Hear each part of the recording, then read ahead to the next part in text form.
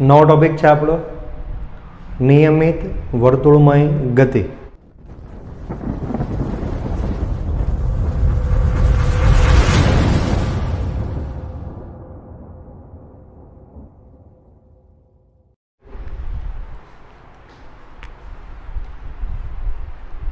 નિયમિત વર્તુળમય ગતિ. જ્યારે કોઈ પદાર્થ વર્તુળાકાર માર્ગ પર અચળ ઝડપથી ગતિ કરતો હોય ત્યારે તેવી ગતિને નિયમિત વર્તુળમય ગતિ કહે છે. આપણે એવું જાણીએ છીએ કે જ્યારે વેગ અને પ્રવેગ પરસ્પર લંબ હોય તો માત્ર વેગની દિશા જ બદલાય છે, મૂલ્ય અચળ રહે છે. એટલે આપણે જાણીએ છીએ કે જ્યારે કોઈ પદાર્થ વર્તુળાકાર માર્ગ પર ગતિ કરતો હોય, આ વર્તુળ થઈ ગયું, બરાબર છે. સમજી લો કે કોઈ વર્તુળની ત્રિજ્યા r છે. કોઈ t સમયે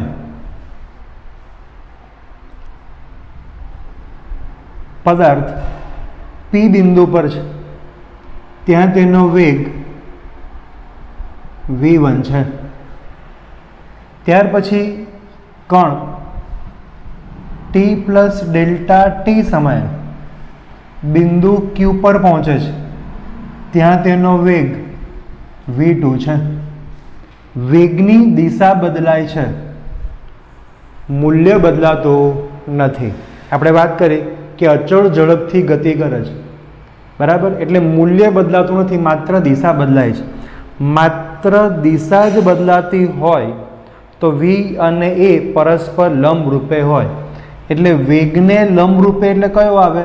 આ દિશા આવે. આ દિશા એટલે ત્રિજ્યાવર્તી કહેવાય, અથવા તો કેન્દ્ર તરફની દિશા કહેવાય. એટલે આ ગતિ દરમિયાન જે પ્રવેગ ઉત્પન્ન થાય છે એ પ્રવેગને ત્રિજ્યાવર્તી પ્રવેગ અથવા તો કેન્દ્રગામી પ્રવેગ કહેવામાં આવે છે. આથી પ્રવેગ હંમેશા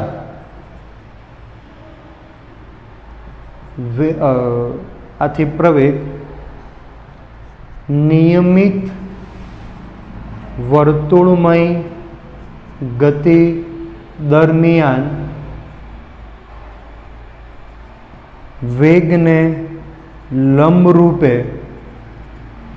એટલે કે ત્રિજ્યાવર્તી દિશામાં હશે.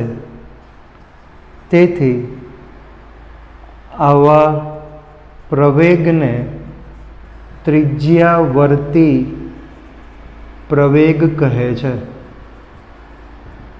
આ ત્રિજ્યાવર્તી પ્રવેગની દિશા કેન્દ્ર તરફ છે, એટલા માટે એને કેન્દ્રગામી પ્રવેગ પણ કહેવામાં આવે છે. પ્રવેગ માટે a, કેન્દ્ર માટે c અને ત્રિજ્યાવર્તી માટે r. રેડિયલ સેન્ટ્રીપેટલ એક્સેલરેશન કહેવામાં આવે છે.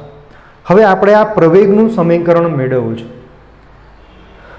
અહીં આપણે આકૃતિમાં દર્શાવ્યા પ્રમાણે એક કણ અથવા તો કોઈ પદાર્થ r ત્રિજ્યાના વર્તુળાકાર માર્ગ પર અચળ ઝડપથી ગતિ કરે છે. ધારો કે t1 સમયે તે p બિંદુ પર છે, ત્યાં તેનો વેગ v1 છે. t2 સમયે તે ક્યુ બિંદુ પર છે ત્યાં તેનો વેગ v2 છે. તો કણનો આ સ્થાન સદિશ પણ કહી શકીએ આપણે કહેવું હોય તો, જેનું મૂલ્ય r છે. બરાબર છે. તો પહેલા કણનો સ્થાન સદિશ આયરો હતો r1, પછી આ થયો, તો કણ અહીંથી આ દિશામાં જાય છે તો આને સ્થાનાંતર સદિશ કહેવાય. ઓકે. ત્રિકોણ OPQ માં ત્રિકોણની રીત લાગુ પાડીએ તો પહેલો સદિશ વત્તા બીજો સદિશ ઇઝ ઇક્વલ ટુ પરિણામી સદિશ થાય, એટલે કે OQ.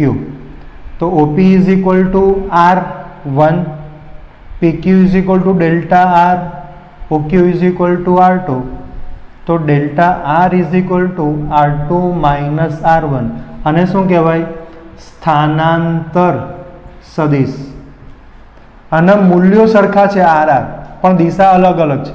ધારો કે આ ઋણ x પર છે તો માઇનસ I આવે, આ ઋણ y પર છે તો માઇનસ J આવે. એટલે કોઈ આવું વિચારે ના કે R minus R is equal two 0 થાય.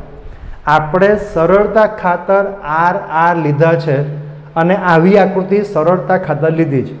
આ આકૃતિ આપણે અહીં સમજણ માટે જ લઈશું. એક્ઝામમાં, તમારા સ્કૂલના ટેસ્ટમાં જ્યારે પણ આ થિયરી પૂછાય તો ટેક્સ્ટબુકમાં આપેલી આકૃતિ દોરીને જ આ બધી વસ્તુ સમજાવવાની. બરાબર છે? આગળ વધીએ. હવે આપણે આ V1 અને V2 ને આ પ્રમાણે દોરી શકીએ. કોઈ બિંદુ O પરથી V1 ની દિશામાંનો V1 ના મૂલ્ય જેટલો સદિશ O'P' દોરો કે જેથી O'P' is equal two V1 થાય.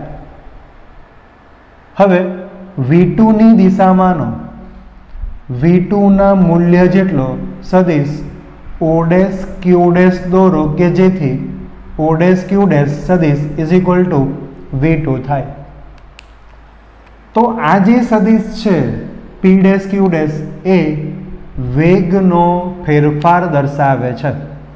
આપણે અહીંયા ત્રિકોણની રીત લાગુ પાડીએ તો ત્રિકોણની રીત પ્રમાણે આ પહેલો સદિશ, આ બીજો સદિશ અને આ પરિણામી સદિશ થાય. તો ત્રિકોણ O'P' Q' માં O'P' plus P' Q' is equal two O'Q' થાય. એટલે કે V1 વત્તા delta V is equal two V2 થાય. માટે delta V is equal two V2 minus V1. આ શું દર્શાવે છે? વેગનો ફેરફાર દર્શાવે છે. બરાબર છે? પ્રવેગ ની વ્યાખ્યા પરથી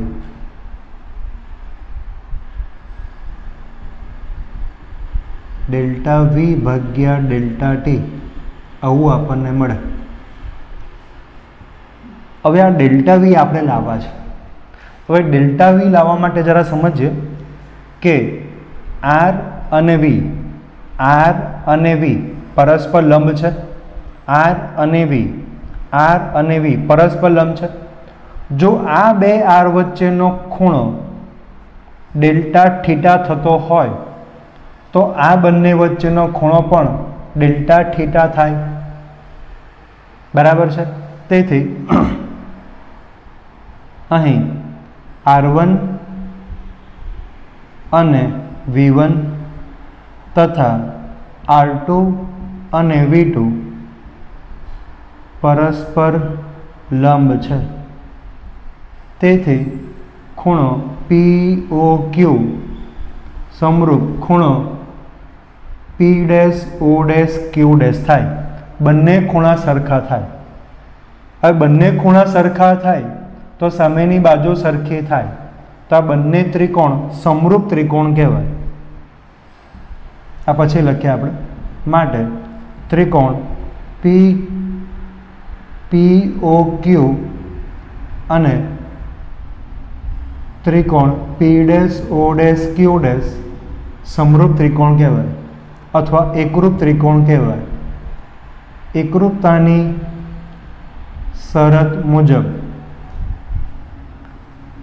P', Q', PQ, O', P' અને OP એકરૂપતાની શરત મુજબ ત્રિકોણની બે બાજુનો ગુણોત્તર સરખો મળે. એક મોટી બાજુ લીધી અને એક નાની બાજુ લીધી નો ગુણોત્તર સરખો મળે. બરાબર છે. આ સમજવા માટે આપણે આ રીતે સમજીએ. સમજો કે આવા બે ત્રિકોણ છે OPQ, O', P', Q'. જો આ થીટા હોય તો sin θ = સામેની બાજુ ભાગ્યા કર્ણ. એ જ રીતે સામેની બાજુ ભાગ્યા આ કર્ણ. આવું થાય. એ રીતની અહીંયા વાત છે આ બંને ત્રિકોણ માટે. તો P', Q' = ΔV થાય. હવે આ જે ભૂમિતિ છે એ અદિશો માટે છે એટલે અહીં આપણે તીર લખીશું નહીં. O', P' = V1, PQ = ΔR, OP = R1. અહીં R1, R2 = R, V1 V2 V લેતા તો ΔV = V1 સામે ગયા, R અહીંયા જ છે, ΔR. આવું એક સમીકરણ મળે. આને સમીકરણ 1 કહીએ. હવે આપણે આ વ્યાખ્યા આપે કે સરેરાશ પ્રવેગની વ્યાખ્યા પરથી આ સમીકરણ થયું. સમીકરણ 2 આવશે. આપણે તો માત્ર મૂલ્ય જ જોઈએ છે. તો પ્રવેગ બરાબર ΔV ભાગ્યા ΔT. સમીકરણ 2. એકની કિંમત સમીકરણ 2 માં મૂકતા 1 અને 2 પરથી A = ΔV ભાગ્યા ΔT. ΔV = V ભાગ્યા R, ΔR ભાગ્યા ΔT. આવું મળે. અહીં સરેરાશ પ્રવેગ છે એટલે આ સમીકરણમાં જો કણને પોતાનું સ્થાન બદલવા માટે સમયગાળો સૂક્ષ્મ આપીએ, ટેન્ડ્સ ટુ 0 આપીએ તો સરેરાશ નીકળી જાય, એ થઈ જાય. ડેલ્ટા નીકળી જાય, ડી થઈ જાય, dr ભાગ્યા dt. આવું થશે.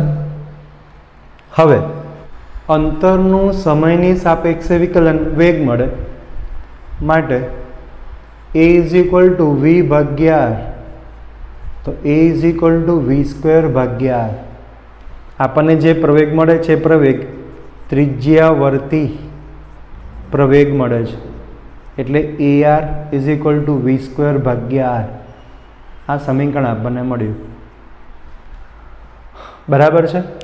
પ્રવેગ ત્રિજ્યાવર્તી છે, કેન્દ્ર તરફની દિશામાં છે, પણ કેન્દ્ર તરફની દિશામાં દર્શાવતો સદિશ સતત બદલાતો રહેલો છે.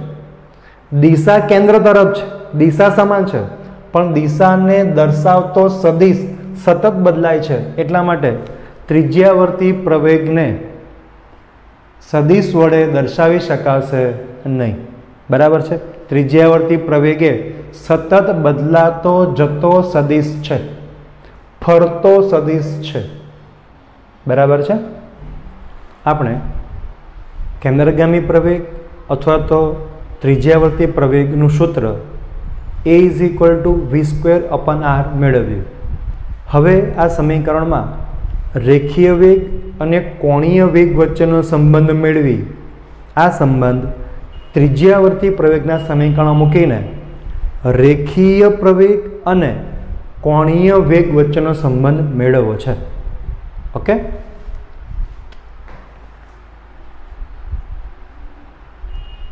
કોણીય વેગ, કોણીય સ્થાનાંતર, કોણીય વેગ અને રેખીય વેગ વચ્ચેનો સંબંધ. આપણે આટલી વસ્તુ જોઈએ.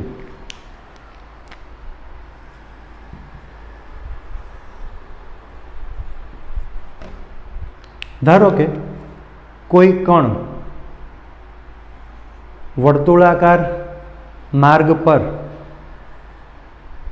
સંદર્ભ બિંદુથી r અંતરે આવેલા બિંદુ P પર t સમય છે. હવે કણ અને સંદર્ભ બિંદુ ને જોડતી રેખા સંદર્ભ રેખા સાથે જે ખૂણો આંતરે તેને કોણીય સ્થાન કહેવાય. કણ t પ્લસ ડેલ્ટા t સમયે ક્યુ બિંદુ પર પહોંચે છે તો કણ અને સંદર્ભ બિંદુ ઉગમ બિંદુ જ છે પણ આપણે એને સંદર્ભ બિંદુ તરીકે લઈએ તો કણ અને સંદર્ભ બિંદુને જોડતી રેખાએ સંદર્ભ રેખા સાથે આંતરેલો ખૂણો થીટા પ્લસ ડેલ્ટા થીટા અને કોણીય સ્થાન કહેવાય. કણ અને સંદર્ભ બિંદુને જોડતી રેખાએ સંદર્ભ રેખા સાથે આંતરેલા ખૂણાને કોણીય સ્થાન કહે છે. તો કણ t સમયે બિંદુ P પર છે તેનું કોણીય સ્થાન થીટા છે. t પ્લસ ડેલ્ટા t સમયે કણ બિંદુ Q પર છે તેનું કોણીય સ્થાન થીટા પ્લસ ડેલ્ટા થીટા છે. તો ડેલ્ટા t સમયગાળામાં કણના કોણીય સ્થાનમાં થતો ફેરફાર જેને કોણીય સ્થાનાંતર કહે છે. ડેલ્ટા થીટા હોય તો સરેરાશ કોણીય વેગની વ્યાખ્યા પરથી કોણીય વેગ માટે સિમ્બોલ છે ઓમેગા. આ ઓમેગા ઇઝ ઇક્વલ ટુ કોણીય સ્થાનાંતર ભાગ્યા સમયગાળો ડેલ્ટા થીટા ભાગ્યા ડેલ્ટા ટી. જો સમયગાળો ઓછો લઈએ ડેલ્ટા ટી ટેન્ડ્સ ટુ 0 લઈએ તો આપણને તાક્ષણિક કોણીય વેગ મળે. Limit delta T tends to 0 theta ભાગ્યા ડેલ્ટા ટી. લિમિટ કાઢીશું ડેલ્ટાનું ડી થઈ જાય અને કોણીય વેગ કહે છે. કોણીય સ્થાનનું સમયની સાપેક્ષે વિકલન લેતા કોણીય વેગ મળે છે. રેખીય વેગ જેવી જ થિયરી છે.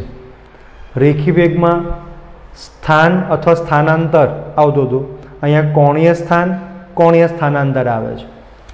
બરાબર છે. હવે ડેલ્ટા ટી સમયમાં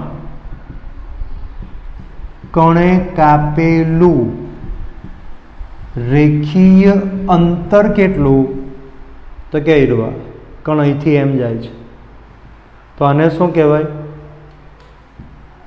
ચાપ PQ.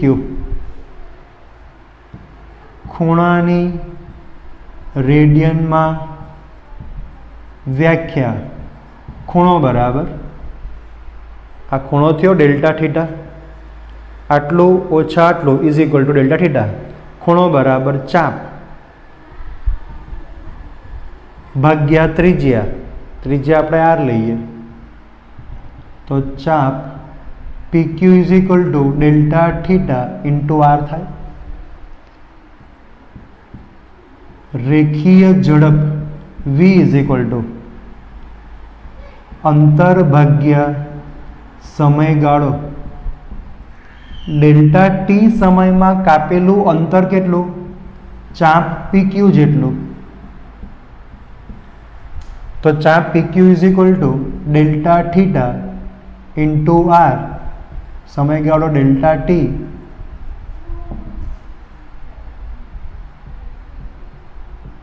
આવું સમીકરણ મળે.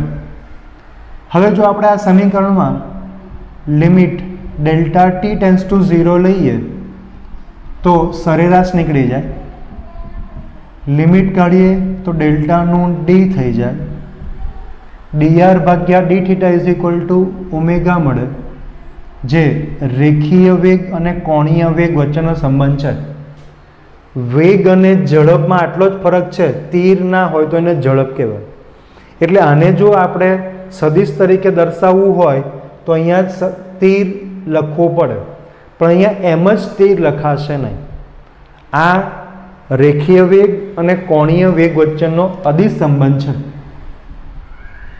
રેખીય વેગ અને કોણીય વેગ વચ્ચેનો